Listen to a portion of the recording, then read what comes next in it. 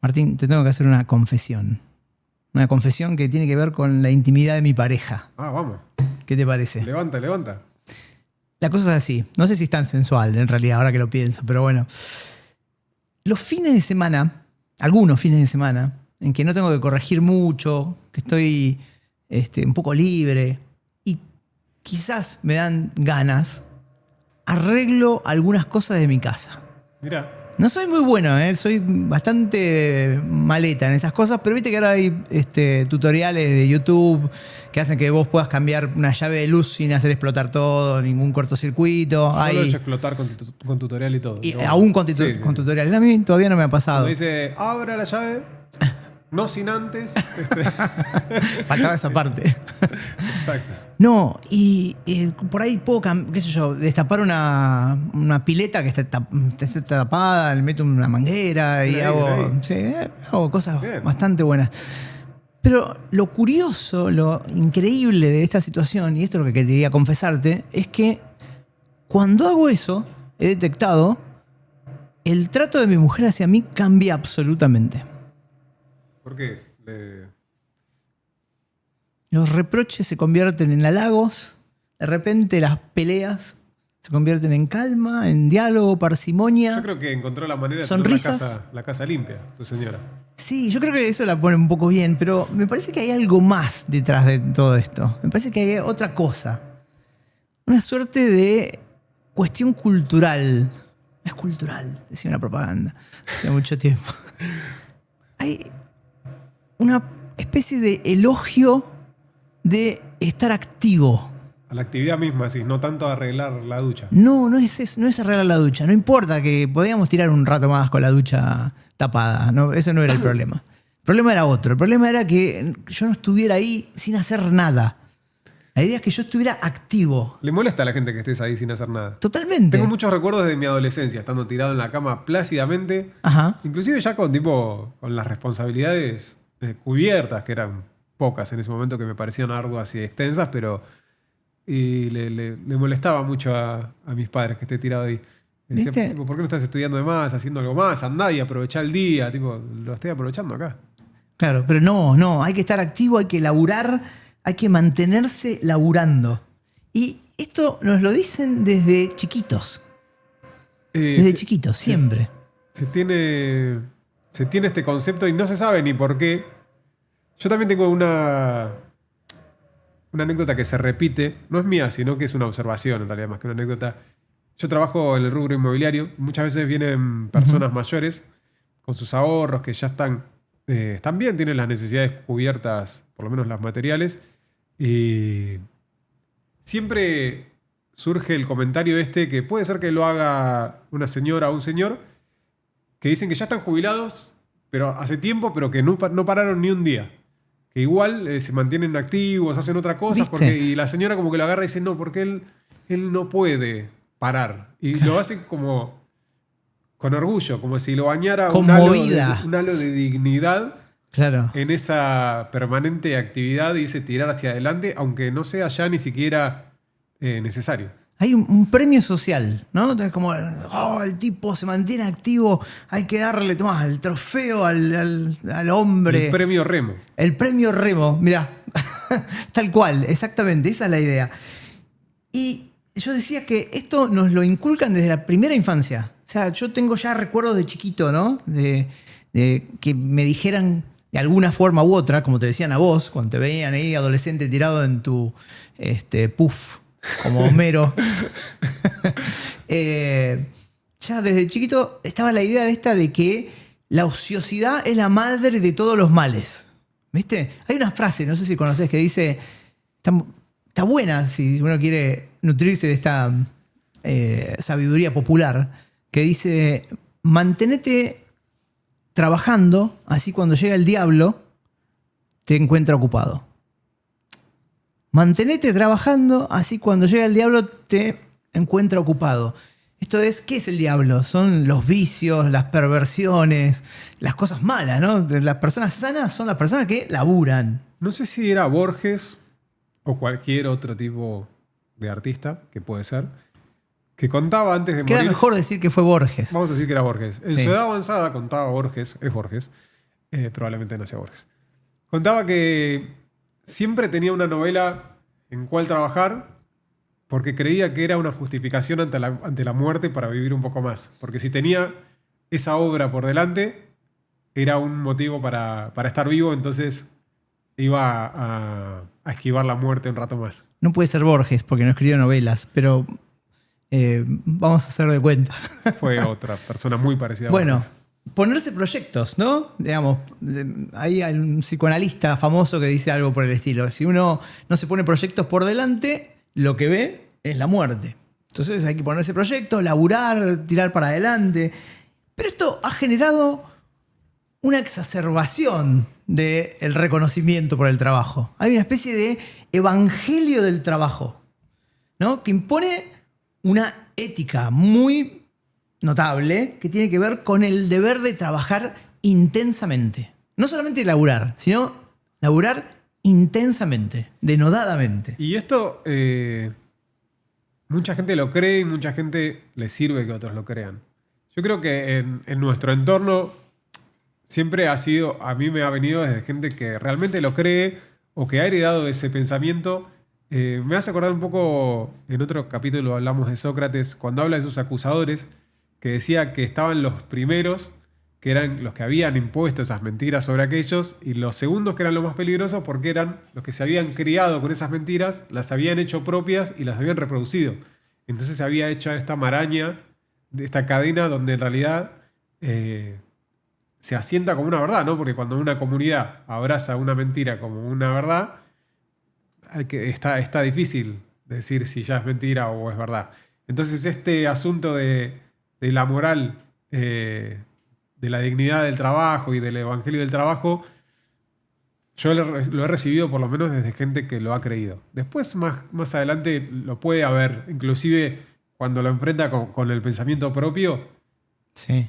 atacado. Pero en principio te sale decir, bueno, a Sí, laburar. sí, porque viene además con una mochila llena de valores propios, como qué sé yo, la laboriosidad, la sobriedad. Hay que ser sobrio en el sentido de frugal, ¿no? Tenía un cliente cuando yo trabajaba en una librería, que él venía muy orgulloso porque él decía que era muy frugal, que gastaba menos de lo que necesitaba, digamos, gastaba hasta donde necesitaba y nada más, que nunca gastaba de más.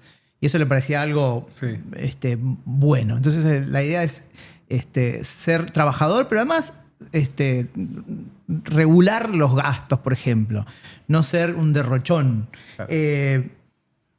Tener buena voluntad para trabajar muchas horas por un supuesto beneficio lejano y futuro. Sobre todo siempre lejano y futuro. Siempre lejano y futuro. Eso se llama proactividad. ¿Viste cuando te ponen en los avisos, se busca empleado proactivo? Proactivo es que tenés ganas de laburar sin que te paguen. Eso es ser proactivo. Proactivo. Esta eficiencia que se pide, que se traslada a todo, ¿no? A ser una bestia que labura, que descansa como hay que descansar, come lo que hay que comer. Todo para hacer este engranaje perfecto para producir más. Que en definitiva muchas veces no son los... Si producís, valés. Es así. Exacto. Y si no producís, no valés nada. Uno vale tanto como produce. Es así. Ahora, quiero retomar esto que vos decías recién, ¿no? Que tiene que ver con cómo se fue forjando esta idea a través del tiempo. Vos decías que había gente que le convenía convencer a otros de que las cosas pareciera que sí. eran así. Y mirá si será así que en un principio la palabra trabajo, todos lo sabemos, viene del latín tripalium. ¿Sabes qué es tripalium? Contame, por favor, porque no sé si todos lo sabemos. Tripalium es... Imagínate esto. Imagínate que tenés dos lápices y los cruzás formando una X. Perfecto. ¿Bien? Ahora los clavás los dos a un lápiz que está vertical. Sí. ¿Bien? Ahora, en vez de ser lápices, imagínate que son postes. Ok. Y en la X que queda formada hay un fulano así. Con los brazos abiertos y las piernas abiertas formando una X y clavado a esos postes. Solamente querías clavar un pobre hombre ahí. Eso es el tripalium. Era un instrumento de tortura romano. Eso era el tripalium. Bueno, tiene bastante sentido. Tiene bastante sentido. No sé si ahora estamos reivindicando el trabajo, pero en principio, fíjate, trabajo viene de este término, tripalium, locura. viene de tripaliare, que es Una torturar. tortura, claro. Exacto, exacto. Y ahí también en otros idiomas, ¿no? Travail en francés, ¿Cómo trabalio. pasó de ser tortura a ser fuente de dignidad? ¿Cómo?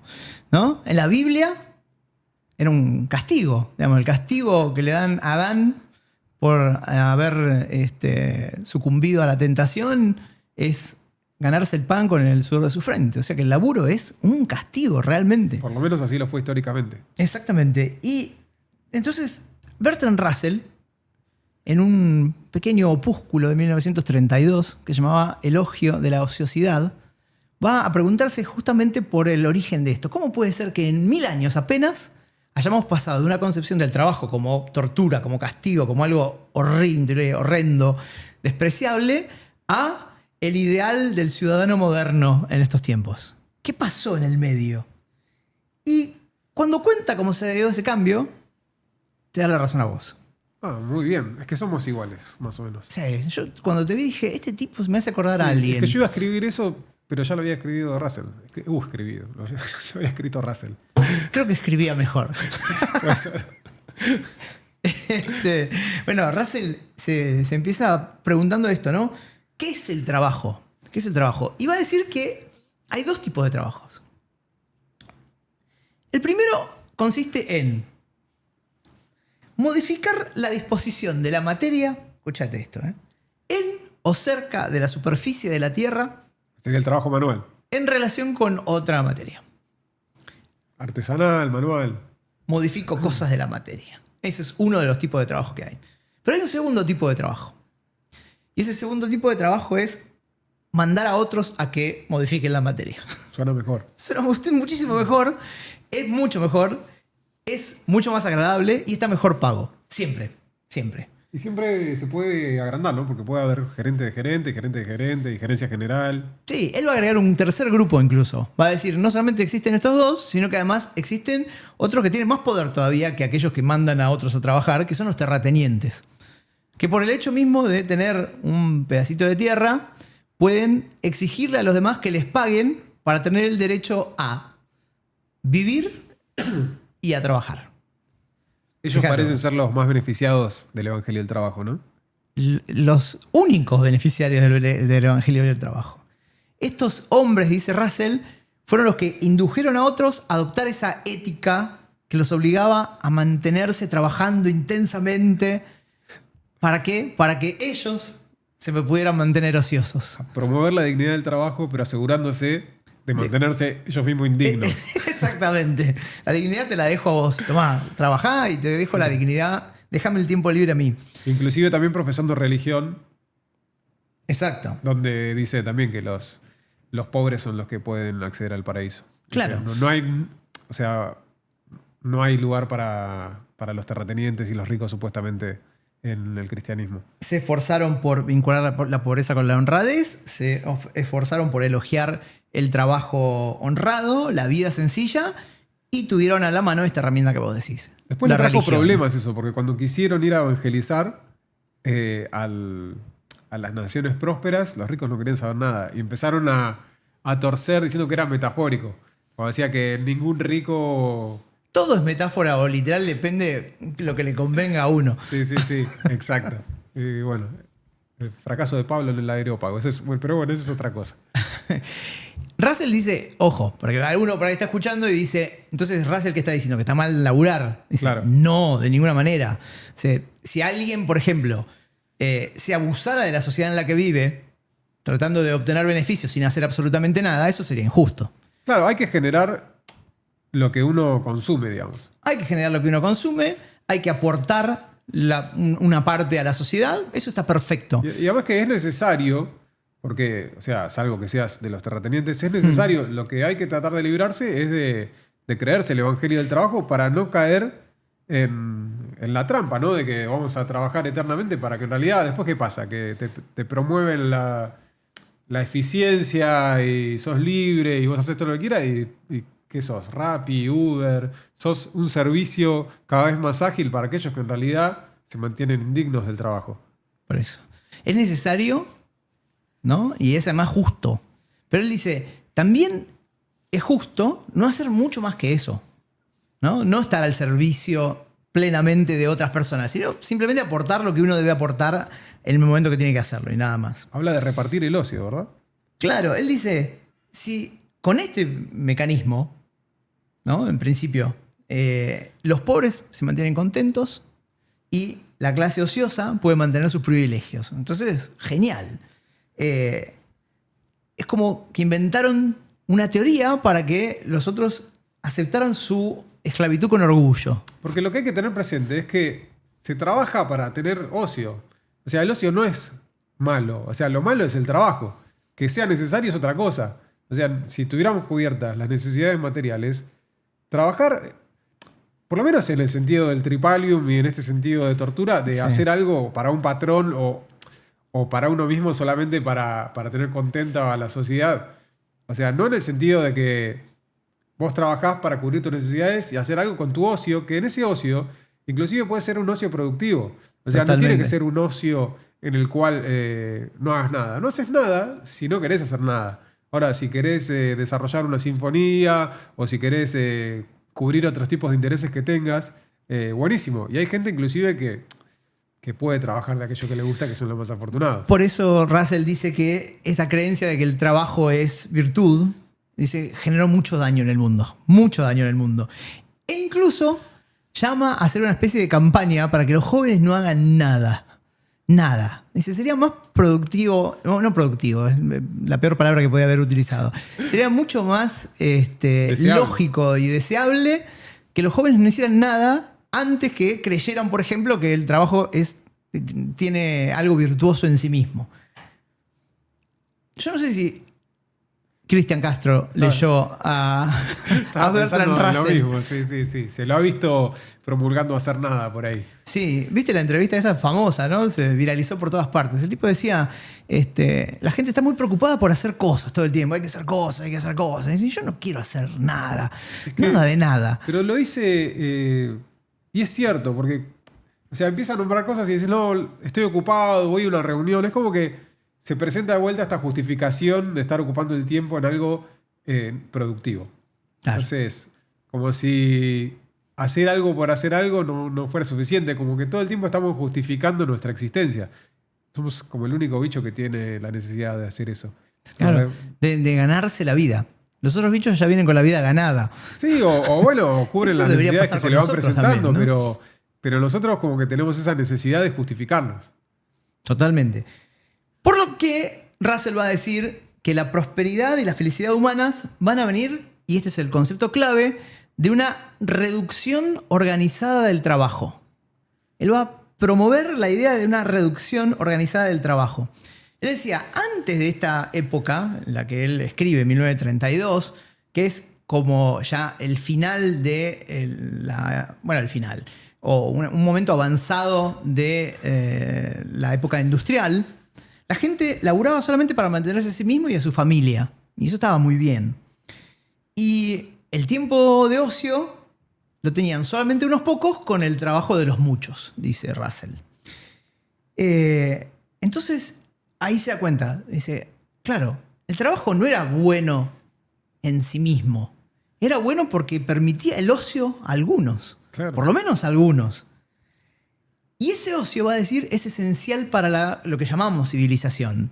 Saquémosle todas las connotaciones negativas que tiene ese concepto. Vamos a quedarnos con una definición más o menos casera que suene bien, que suene positiva.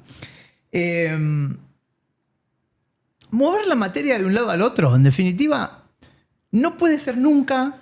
Pues puede ser honroso en cierto sentido, porque tampoco hay que desdeñar el trabajo de la gente. Pero no es, dice Russell, de ninguna manera, ni eso, ni comprar y vender cosas, que son cosas tan triviales y cotidianas, no puede ser nunca el objetivo de la vida de los seres humanos. Tiene que ser otra cosa. No sé qué, pero tiene que ser otra cosa. Sí, si no dice como que cualquier persona que se dedique a hacer artesanías o a manipular cualquier tipo de arcilla o brasero, dice él, ¿no? Sí, algo por el estilo. Tendría más dignidad que Shakespeare, por ejemplo. Exactamente. Y no. Nosotros reconocemos más a la figura de Shakespeare. Entonces él dice, el tiempo libre, y esto es interesante, muy interesante, es lo que colaboró con esto que llamamos civilización. Porque Sí. gracias al tiempo libre, como vos decías antes, se cultivaron las artes, surgieron las mejores ideas científicas, por ejemplo. Gente cree que no. Viste que muchas veces, por ejemplo, se censura a la promoción de ciertas actividades por parte del Estado, suponete el CONICET, auspiciando investigaciones de ciencias sociales, porque dicen, "No, eso no trae ningún... Es muy clásico eso, sí. Claro, no trae ningún rédito, no sirve absolutamente para nada. Pero es justo al revés. Los griegos pudieron elevarse en su nivel de abstracción y superar a todas las otras civilizaciones justamente porque gozaban algunos ciudadanos, unos pocos, de tiempo de ocio. Sí. Gozaban de un tiempo para poder ponerse a pensar las cosas de otra manera que no tenía que ver con lo práctico. Los egipcios eran buenísimos en matemática, por ejemplo, y en construcción. Pero ellos podían pensar, por ejemplo, en la superficie de este cuadrado particular que necesitaba yo para establecer la base de una pirámide. Pero no podían hablar de la cuadratura, que es el concepto del cuadrado. Russell a los griegos capaz los hubiera ubicado entre los terratenientes, ¿no? Aquellas personas que gozan del privilegio injustamente, ¿no? Porque... Totalmente. Por eso él va a bregar por, como decías vos, por una democratización de esta cuestión. Pero señala con certeza... Sí, las cosas buenas nacen de la pausa. Claro, porque exactamente. para decir algo importante, primero hay que estar callado mucho tiempo. Yo tenía un amigo que cuando decía una estupidez... Cállese la boca. Algo que pasaba muy a menudo, me decía... Martín, a veces es mejor estar callado y parecer un idiota que decir algo y demostrarlo. Y despejar toda duda. Despejar claro. toda duda, sí. Y yo, por alguna razón, era el amigo de esa persona. Pero bueno. Bueno, y Russell dice, no solamente esto, sino que además hasta permitió el tiempo de ocio la liberación de los oprimidos. Dice que no siempre fue de abajo hacia arriba. A veces el pueblo se ha levantado en armas contra determinados sistemas políticos, pero quizás no lo hubiera podido hacer si no hubiera un tipo que hubiera parado la pelota en un determinado momento y se hubiera puesto a pensar que no estaba tan bien que alguien tuviera coronita. Claro. Literalmente. Es que lo que pasa es que es eso, vos cuando estás con la urgencia, la actividad, el salario mínimo y las necesidades materiales ahí al borde y no podés, no solo que no podés, no tenés derecho a frenar. Entonces... Totalmente. Trata de frenar en tu ritmo de vida.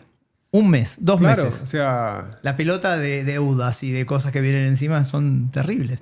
Uno tiene que estar produciendo. No es solo que no podés pensar en bellas sinfonías. Es que, bueno, o sea, está diseñado para que vos llegues desangrado y necesites nuevamente estar produciendo para otro. Alguien que pensaba muy parecido a Bertrand Russell, y yo creo que tomó bastante de él, era un cura procedente de Bélgica, para no decir un cura belga que queda un poco fulero, que se llamaba Jacques Leclerc. Jacques Leclerc escribió en 1936, justo después, 4 años apenas después del tratadito de Bertrand Russell. Se inspiró. Un elogio también, pero no a la ociosidad, sino a la pereza. Y más o menos tira las mismas ideas. Quizás le da un poco más de tono literario y usa algunas metáforas que son interesantes, por eso lo mencionamos. Y él va a decir que el siglo XX, imagínate si esto pasaba en principios del siglo XX, el primer tercio del siglo XX, lo que nos puede pasar a nosotros ahora, ¿no? Sí.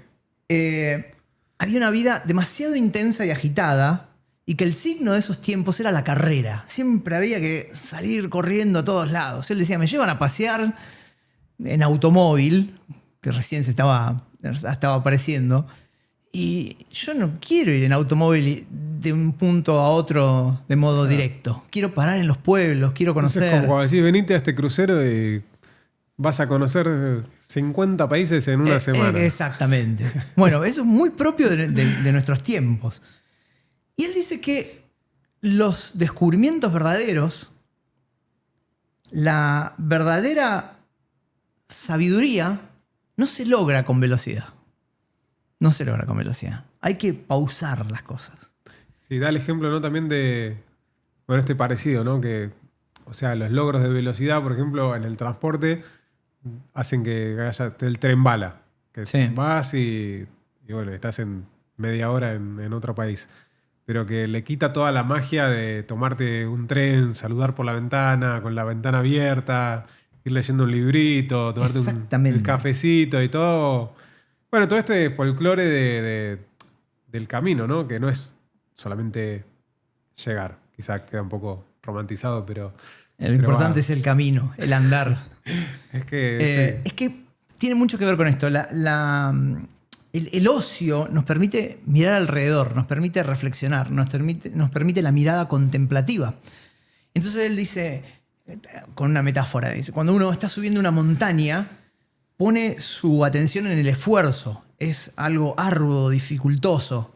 Y recién cuando llega a la cima, entra el aire en los pulmones, se despeja la vista, ¿no? Aparece la claridad y uno puede observar detenidamente y llevarse el paisaje consigo. ¿Sabes qué? A mí me pasa, hoy en día con la hiperconectividad, yo siento un hastío digital, pero que es, también es parte de esto mismo, ¿no? Porque vos al tener que estar haciendo cada vez más cosas y ahora con la inteligencia artificial y que todo está a tu alcance, digamos, está todo como exacerbado y tenés que estar a la altura, ¿no? Entonces vos ya no te alcanza con estar al día en tus actividades, sino que cuando caminas tenés que caminar mientras escuchando un podcast que hable de eso para mejorar y cuando llegás tenés que, no sé, ponerte a ver cómo lo complementas. Y hace rato que me pasaba que no caminaba sin hacer nada más que caminar. Y me saqué los auriculares y empezás a... Parece vivirlo loco, de otra pero manera. el tiempo como que se detiene, ¿viste? Podés ver ciertas cosas que no considerabas. O sea, no sé, algún pájaro tomando agua o algún perro jugando y... Sí. Esos La vida momentos que pasa alrededor. Sí, tomarte momentos que quizás no estás produciendo nada, pero estás apreciando, porque si no pasás por delante y un día ya no hay más delante y no prestaste atención y no miraste nada. Durísimo. Está muy bien para despertar conciencias. Estaría muy de acuerdo con vos, Max Horkheimer, uno de los integrantes de la escuela de Frankfurt. Porque a esto que vos llamabas la necesidad de estar conectado, de estar a la altura con todo lo que va pasando, él decía que tenía como operador detrás la lógica utilitarista. La idea de que la única forma de darle sentido a las cosas es que las cosas sirvan para un determinado fin. Y por ese motivo, dice él, cuando nosotros hacemos algo que no se hace por un determinado fin, Se descarta. se descarta, se pone en un lugar de subordinación, se lo deja en el espacio de una actividad prescindible, como un hobby. ¿Bien? Todo tiene que tener un beneficio económico. Nada ya, dice él, siglo XX también, se hace por sí mismo. Nada. Yo no paseo por pasear. Tengo que ponerle una justificación. Tengo que decir paseo para mejorar la salud.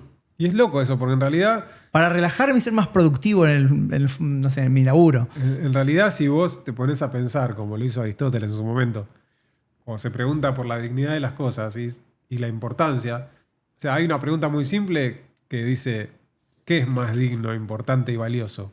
¿Aquello que lo es por otra cosa o aquello que lo es por sí mismo? Y Claro. no tiene sentido que si algo depende de otra cosa, sea más valioso que la cosa en sí. Entonces, el ocio Muy buen debería punto. ser mucho más valioso que el negocio. Que el negocio. Excelente. Claro, y hay hasta ejemplos históricos. Volvamos a Leclerc. Él decía, hubo una noche del 10 al 11 de noviembre de 1619 en que Descartes soñó un sueño justamente que le iba a cambiar su vida.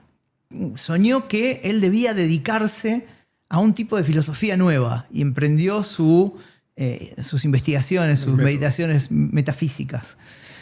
Y Leclerc dice, pero para hacer eso tenía que estar relajado en un lugar donde pudiera dormir bata. cómodamente. perdón. En bata. En bata, siempre se recuerda a... En bata, sí. Tenemos la imagen... Tendríamos que sacar las batas, ¿no? Sí, es verdad. Yo me la imagino morada por alguna razón. No me preguntes por qué. Una bata morada. Sí, podría ser. Muy apelmazada, suavecita. Podría ser, sí. Tenemos esa triste imagen, ¿no? Sí. De, y además del siempre tipo... con el mismo pelo. Me imagino como que tiene, Exacto. como que tiene un spray. Nunca te lo imaginas con una colita de pelo. Claro, No, nunca, siempre- nunca se peinó diferente, ni tuvo un pelo Jamás. haciendo. Siempre digo, ¡pac! Tenemos una Solo- imagen y nos vamos a quedar Exacto, con está eso. como en 2D además, ¿viste?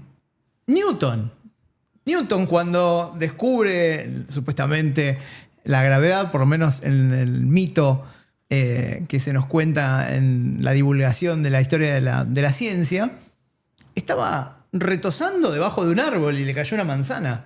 Y se le ocurrieron las ideas, pero estaba retosando. ¿No? Estaba retosando. Sí. Arquímedes, cuando descubre el principio de flotación, todo cuerpo que se sumerge en un líquido experimenta un empuje de abajo hacia arriba, etc. Estaba en su bañera y sale desnudo gritando eureka. Ese descubrimiento fue posible porque él tenía ese momento de ocio. Sí. Leclerc, me parece a mí, Sí. que va... o sea, por más que es parecido a Russell, siento que es más de fomentar el trabajo porque está presentando a la ociosidad como el fruto de un trabajo mejor. Como el jefe que te manda de vacaciones porque vas a rendir más cuando venís. Bueno, quizás lo que está mostrando es que cuando se dan estos momentos de ocio, involuntariamente surgen las mejores cosas. Para mí sí, pero no es esa la razón por la cual hay que valorar el No, ocio. claro. Porque si no Está seguimos bien. poniendo el valor en el trabajo Es interesante eso. y no solamente en el ocio. Está muy bien. Y hoy hablábamos detrás de cámaras. Esto es una apreciación personal, pero para mí el hacer nada está teñido por el lenguaje, o sea, que llevamos y que tanto nos sirve para muchas cosas, pero también te está marcando que hacer algo no productivo es hacer nada. En realidad, existir, pienso yo, no se puede existir sin hacer nada. Vos querés pensar la nada y siempre la tenés que pensar en algo. Estás respirando, estás comiendo, estás hablando, haciendo un podcast, estás tirado boca arriba mirando el techo, pero estás haciendo algo, alguna función vital, Estás quizás cumpliendo. no productiva. Incluso descansar. Entonces le llamamos a hacer algo productivo. Y hacer nada, a nada que no cumpla con una eficiencia destinada hacia un fin.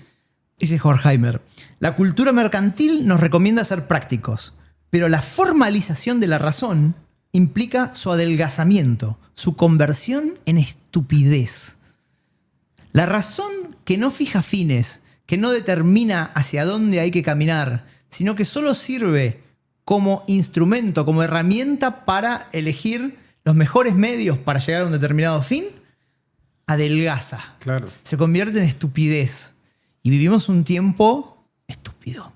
Hiper Hiper estupidizado. estupidizado. Hay estudios actuales que le dan la razón a Horkheimer. Que dicen que las mejores ideas, no necesariamente prácticas, las mejores ideas surgen cuando uno no está haciendo nada. En la ducha, caminando, mirando por la ventana. El famoso Eureka. El famoso Eureka de Arquímedes que decíamos recién. Entonces, la inteligencia real, dice Horkheimer, nace del ocio. ¿Bien? Nace del ocio. Ocio que practicaban sí los antiguos, como decíamos antes, los griegos, pero también los romanos. La idea del ocio, de tener ocio, era como vos decías antes, la idea de hacer o de prescindir de las acciones que tenían que ver con llevar a cabo una determinada tarea.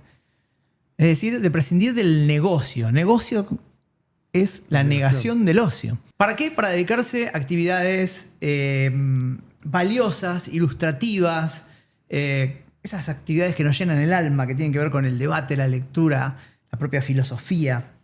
O sea, una suerte de inactividad pero digna, no una actividad de estar ahí porque uno es un... Me hiciste acordar a una pobreza digna de... Una pobreza digna. Esperando Bueno. la carroza.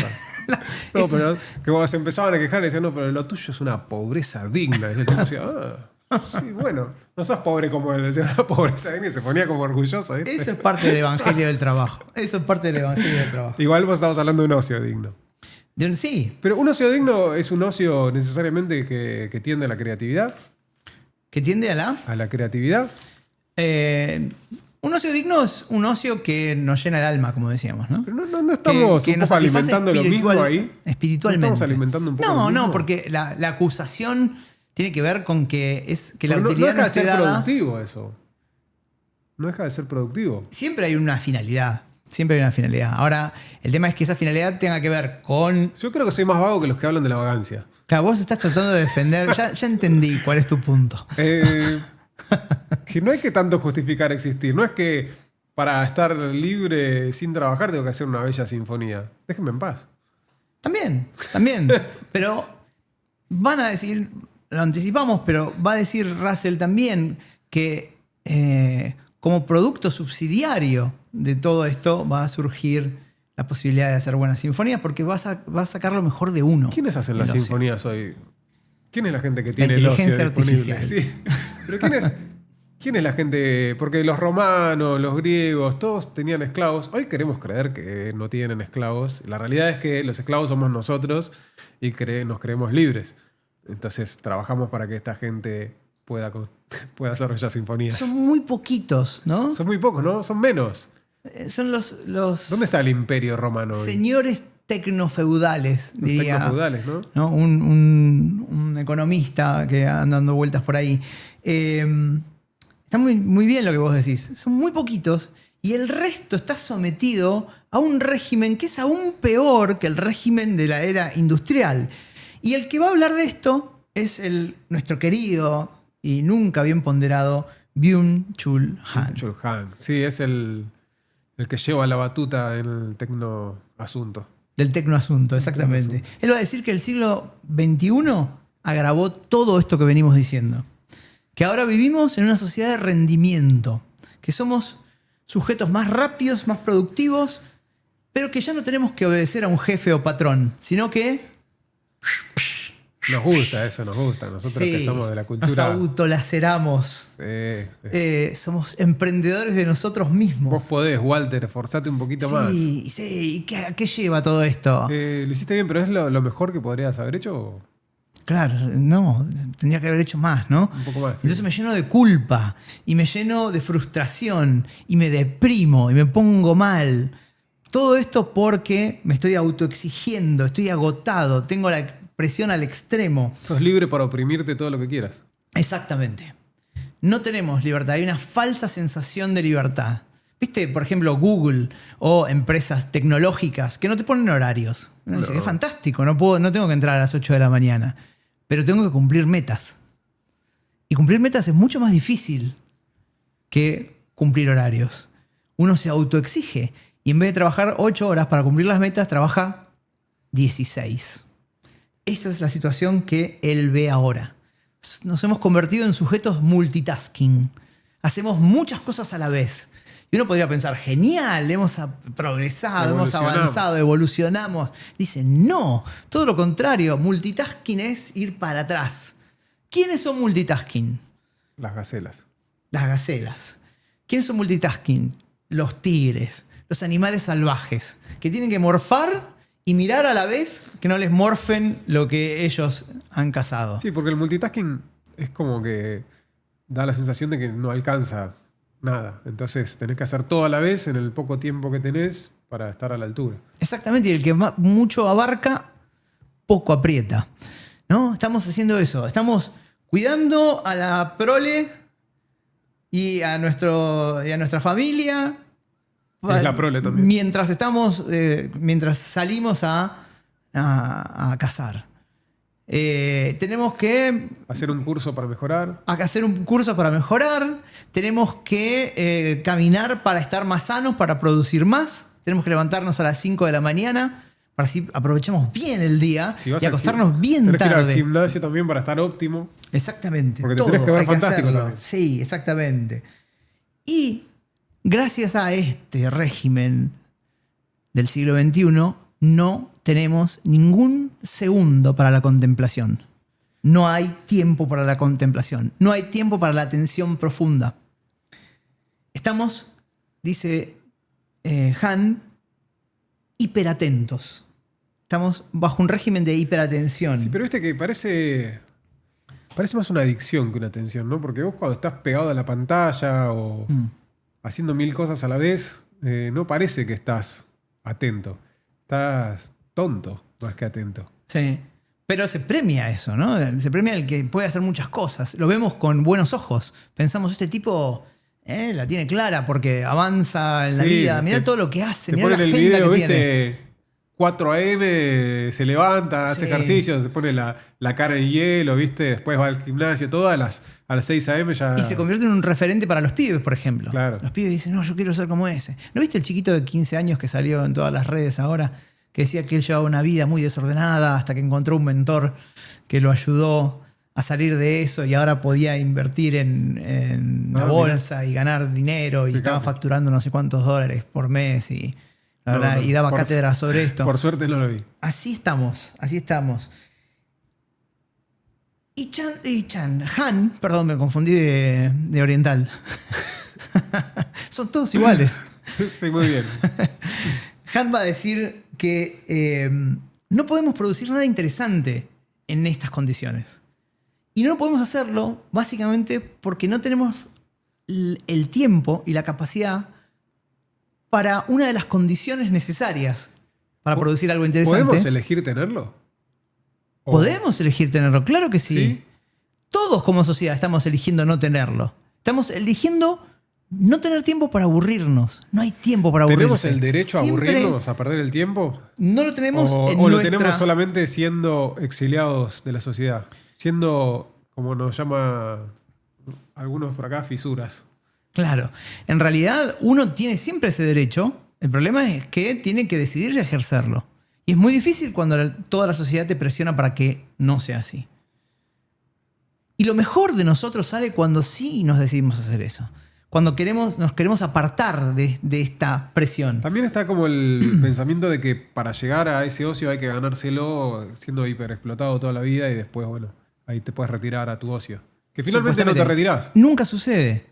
Es una promesa que siempre está más adelante, como el horizonte. Nunca se llega a eso. Y adelante solo está la muerte al final, pero bueno. Claro, como decíamos antes. Cita Han a Walter Benjamin y él define el aburrimiento de la siguiente manera. Dice, el aburrimiento es el pájaro de sueño que incuba el huevo de la experiencia. Pájaro de sueño que incuba el huevo de la experiencia. Sí. El pájaro de sueño tiene que ver con la calma, sí, con la contemplación, con la posibilidad de no acelerar los ritmos. El pájaro de sueño. Y el huevo de la experiencia tiene que ver con... Cuando dice experiencia, habla de las experiencias profundas, humanas, satisfactorias a nivel espiritual. No la simple consecución de una meta, sino mucho más que eso, ¿no? Lograr eso. ¿Cuándo se logra? Cuando uno tiene el relax, no tiene la presión, no tiene ese acicate, ese látigo que te fuerza a generar y generar pero y generar igual viste cosas. que estamos acostumbrados, porque hay mucha gente que dice, no, yo no, y le da la razón, lamentablemente, a las clases terratenientes cuando acusaban de que los pobres no sabrían qué hacer con su tiempo libre. Y hay muchos que efectivamente te dicen que tienen que hacer algo porque, ¿qué hago? Me vuelvo loco. ¿Entendés? Cuando dicen, no, sí, me fui, no te vayas de vacaciones a Tandil porque no hay nada que hacer. ¿Entendés? No, tenés que ocupar todo el tiempo. Tenés que contratarte un tour para que te lleve a tirarte por la tirolesa, después bajás y te comes algo y todo tiene que estar totalmente tapado. Y así el ocio al final forma parte de la misma actividad de la que querés descansar. Exacto. Esto provocó, por ejemplo, que apareciera como una oferta comercial los slow tours.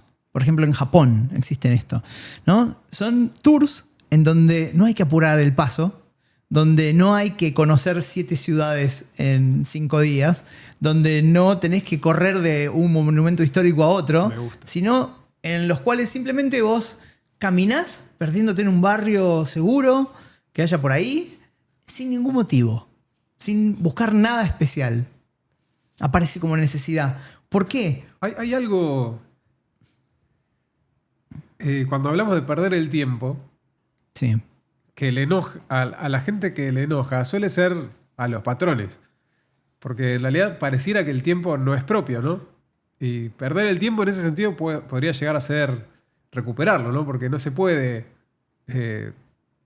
perder algo que no es propio. En el sentido de que perder el tiempo sería cuando vos estás ocupándolo en una actividad de tu propio interés y no de un interés ajeno que vaya a efectivizar la producción. Por eso decíamos, ¿no? Que Entonces, perder el tiempo no, estás ganando el tiempo perdiéndolo. claro, los que mandan a mover materia Claro. en el espacio a otros, Estás recuperando tu tiempo del que lo está tomando, en verdad, cuando vos lo estás perdiendo, supuestamente. claro, estás readjudicándote lo que te Claro. habían sacado. Claro, él está perdiendo el tiempo. Está muy bien. Está muy bien, sí. Perdón, Y- me vienen los flashes así. No, está perfecto, está muy bien, porque todo tiene que ver con todo. Han dice, a nuestra civilización le falta descanso. Y cuando a una civilización le falta descanso, va hacia una nueva barbarie. ¿Quiénes se cotizan más? ¿Qué hombres son los que se cotizan más en esta época? Europeos blancos. Sí, pero además trabajadores, También. ¿no? Y emprendedores. Son aquellos que, como decíamos recién, laburan todo el tiempo, que no tienen sosiego, los desasosegados. Desasociados. Y es increíble que las personas desasosegadas sean las más codiciadas. Pero es la Por moral eso- de los esclavos. Exacto. Es entre Por eso él nosotros. dice- Es en la caverna que valoramos esto. Se nos cagan de risa. Se nos cagan de risa. Desde afuera, claro Nosotros que sí. estamos diciendo, mirá cómo ocupé mi tiempo. Y vos me decís, qué bien, Martín. Porque somos dos pelotudos. Porque en realidad es lo que festejamos acá en la cueva. Pero están los otros afuera riéndose. Los titireteros están ahí diciendo así, sí, son re valiosos, idiotas. Pero bueno, es cierto que después cuando vos arreglas las cosas en tu casa, te reconocen como valioso. Entonces uno tiende a encontrar el valor donde es reconocido por sus... Pero hay que, colegas. hay que oponerse a eso. De cualquier modo, hay que buscar un cambio de rumbo. ¿Bien? Nosotros como que nos cuesta un montón porque ya estamos programados para el estar, que es efímero. Y cuando uno está programado para el estar, que es efímero, dice Han, no tiene la posibilidad de acceder al ser. No podemos pensar abstractamente. Estamos Pero siempre... qué loco, porque lo efímero debería en realidad acercarnos más a apropiarnos de nuestro tiempo que a regalarlo. Claro, pero él dice en cuanto a conceptos, ¿no? Uno no puede pergeñar conceptos que tengan que ver con el ser, Claro. ¿no? Que no estén atados a lo cotidiano, cuando no tiene esa posibilidad. Sí, él habla inclusive que él se ve que es religioso, porque dice que la crisis que hay de religiosidad en realidad es una crisis de atención. Al no poder ocupar esos espacios, al ocupar todos los espacios libres, como que no puedes prestar atención a todo esto que estás trayendo justamente. Exacto. Y daba un ejemplo de que no sé quién fue a una montaña a esperar el llamado de Dios y que pasaron 7 días hasta que se hizo presente. Dice que vas hoy a los 20 minutos te vas a la mierda. Nadie hubiera esperado tanto. Exactamente.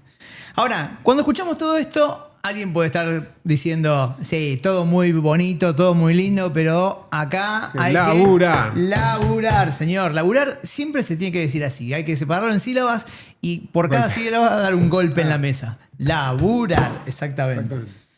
Pero Russell decía que hay solución.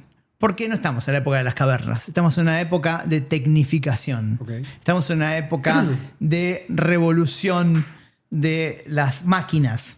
¿Bien? Y esto lo decía en 1936. Imagínate hoy. ahora, mucho más. Olvídate.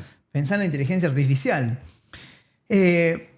La técnica nos ha posibilitado, dice Russell, producir mucho más con mucho menos esfuerzo. Se pueden satisfacer las necesidades de todos con el laburo de mucha menos gente. Y pone el ejemplo que vos traías, que mencionabas antes. Sí, la ansiedad, perdón. No pasa nada. Iba a llegar el momento. De la fábrica de alfileres. Él dice que nos imaginemos una fábrica de alfileres. O los fabricantes de alfileres en general. Imaginemos que los trabajadores de las fábricas de alfileres gente muy aguda, trabaja 8 horas diarias. ¿Bien? Y con esas 8 horas diarias de trabajo generan suficientes alfileres para todas las personas. Es decir, cubren la demanda mundial de alfileres. Ahora dice él, hagamos de cuenta que en este escenario aparece alguien con una nueva invención. Una máquina que fabrica alfileres. Mucho más rápido, mucho más efectivamente. Se requieren las mismas personas, la misma cantidad de personas, para hacer el doble de alfileres. Misma cantidad de personas, doble de alfileres. Laburamos la mitad. Eso sería lo lógico, ¿no? Uno pensaría, bueno, laburamos la mitad, pero no. No es lo que hace la gente. Como está bien visto el laburo, como está bien visto trabajar, como el trabajo parece tener algo virtuoso en sí mismo, se considera que dejar que la gente trabaje menos sería algo desviado, pecaminoso, incorrecto. Entonces, no hacemos caso a la sensatez. Y no hacemos que los laburantes trabajen ahora 4 horas. Sino lo que hacemos es, los hacemos laburar las 8 horas igual. Y cuando labura la gente 8 horas igual, va a haber ahora el doble de la cantidad de alfileres que el mundo necesita. Y como hay un exceso de oferta, claro, lo que va a terminar sucediendo a la corta o a la larga es que muchos tengan que quebrar, muchas empresas fabricantes de alfileres. Despedir gente también. ¿Cómo? Despedir gente que finalmente queda ociosa. Claro. Entonces, dice Russell, cuando hay tecnificación, el ocio es inevitable. El problema es cómo lo distribuimos. Claro, podría laburar la gente 4 horas y 4 horas en vez de duplicar. En vez de duplicar el trabajo, hacer que muchos pierdan. Entonces, el trabajo va a traer males por doquier. Y el ocio, por el contrario, traería cosas buenas. ¿Bien? Porque si no tendríamos una sociedad donde la mitad está desocupado y la mitad labura un montón. Claro. Los que están desocupados no pueden ponerse a pensar. Pero se puede tener una intención también, ¿no? Porque... Claro que la tiene. Vos es como que estás ahí haciendo alfileres 8 horas seguidas, no puedes pensar en nada más, y cuando salís y vas camino a tu casa, ves la gente que no está haciendo alfileres que está en la mismísima miseria. Entonces vos decís, uy, qué bueno, yo hago alfileres 8 horas y no estoy ahí abajo. Y no estoy ahí abajo de un puente, exactamente. Cuando podrían estar todos en su casa comiendo, haciendo alfileres 4 horas y después haciendo otras cosas en su tiempo libre. Productivas, exactamente. Productivas en el sentido, vuelvo a decir, no material. No, sino, bueno, ocupando ese tiempo como más les guste, ¿no? Yo creo que Mujica, hay un video muy conocido de él que dice que cuando compras algo, no lo compras con plata, sino con el tiempo de vida que usaste para gastar ese dinero. Y que siempre... Capital es tiempo acumulado. Él promulgaba un poco el tema de ser avaro, en el sentido de no quemar el tiempo que ganaste trabajando, ¿no? Para que después lo puedas usar en algo que realmente te realice. Dice que sea lo que sea para cada uno, ¿no? Dice, para uno puede ser investigar una nueva sustancia, célula, lo que sea, para otro cantar. Entonces, quizás por otro lado, porque lo promulgaba por un tema de cuidar el billete más de que repartir el ocio, pero creo que va por el mismo lado, ¿no? De que lo humano no es necesariamente lo productivo. Totalmente, esa es la idea de Russell, y Russell va a decir, claro, todo lo bueno surge del ocio, todo lo bueno, como decías vos recién. La curiosidad científica, ¿no? El científico podría dedicarse de lleno a sus investigaciones, podría satisfacer sus búsquedas, la curiosidad filosófica. Los pintores podrían pintar y los músicos podrían componer música sin necesidad de venderse a las exigencias del mercado, haciendo algo que realmente crean que es artístico. Los que se dedican a la economía y la administración, por ejemplo, podrían estar a priori exceptuados de este tipo de análisis. Dice Russell, no. Esos que se dedican a estas cuestiones tendrían más tiempo para ver las cosas, no tan teóricamente, sino en la práctica. Entonces sus teorías se adaptarían muchísimo más a lo que sucede de verdad. Los médicos Y los docentes podrían actualizarse todo el tiempo y no dar las mismas clases que hace 20 años. Sí. O recetar los mismos medicamentos que cuando se recibieron, en el caso de los médicos. Podrían investigar, podrían actualizarse. Habría felicidad y alegría, dice, para todos, ¿no? Y no nervios gastados, cansancio y dispepsia. No, podríamos ser mucho más felices. Y como no estaríamos cansados, dice, al momento de tener el tiempo de ocio, quizás hasta habría un gran porcentaje de la gente que haría cosas comunitarias, que se brindaría a los demás. Pensá que podrían ser a otros seres humanos, a los animales, ¿no? Y cuando uno tiene las necesidades satisfechas, tiene más posibilidad de ser bondadoso también. Así se forja el carácter tranquilo necesario, dice, ¿no? Claro. Hasta habría menos guerras. ¿Por qué? Por todo esto que dijimos antes, ¿no? La gente más bondadosa, es más buena, tiene más tiempo, puede dedicarse a lo que quiere, está satisfecha, no está alienada. Pero además, porque generar una guerra, claro, genera mucho laburo, es mucho laburo, ¿no? Entonces, hay que hacer armas, hay que hacer explotarla. Él acaba diciendo, tenemos la posibilidad de vivir en un mundo con paz y seguridad solo reduciendo racionalmente las jornadas de trabajo y democratizando el ocio. ¿Y qué elegimos? El exceso de laburo para unos y la desocupación para otros. Es como...